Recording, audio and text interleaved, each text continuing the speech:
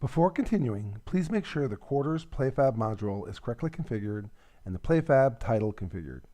If you haven't done this step, install Quarters SDK modules PlayFab module.unity package, and follow the documentation.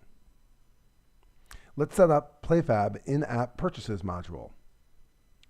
As a first thing, double-click on Quarters SDK modules PlayFab IAP module.unity package and import its contents into your Unity project. Refer to the instructions in the Unity manual for more details on how to set up Unity IAP service and add the IAP package to your project. Open Quarters SDK modules PlayFab IAP Quarters PlayFab IAP server.txt. Copy its contents and add it to the bottom of your existing PlayFab cloud script. Now it's time to set up the IAP products on iTunes Connect. Let's start with creating an IAP product that allows gamers to purchase 12 quarters. Go in the Features tab of your app and record an in-app purchases section. Click on the round plus button to create a new IAP product. Select Consumables as the type of product and click the Create button. Fill the reference name with 12 quarters and the product ID with 12 quarters. Note, all Quarters IAP products IDs must follow this naming convention. Number of quarters, quarters.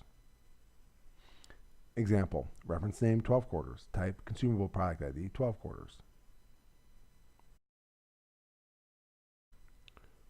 Okay, let's see in practice how everything works.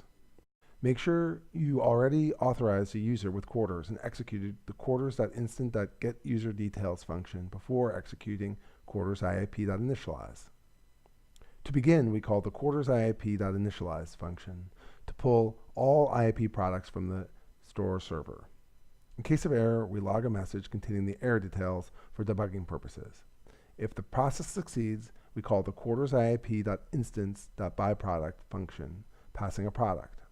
Please note that products that have already been fetched stay available through this property, quarters IAP.instant.products. The quarters IAP.instant.byProduct function will present a native pop-up to the user to confirm the purchase. After successful payment, the PlayFab IAP module will take care of validating the transaction and automatically transfer the purchase quarters to the user account. Important, your iTunes Connect account needs to have a valid and, in effect, paid applications agreement. This step is critical for testing IAP and validating purchases. Having products, building something cool?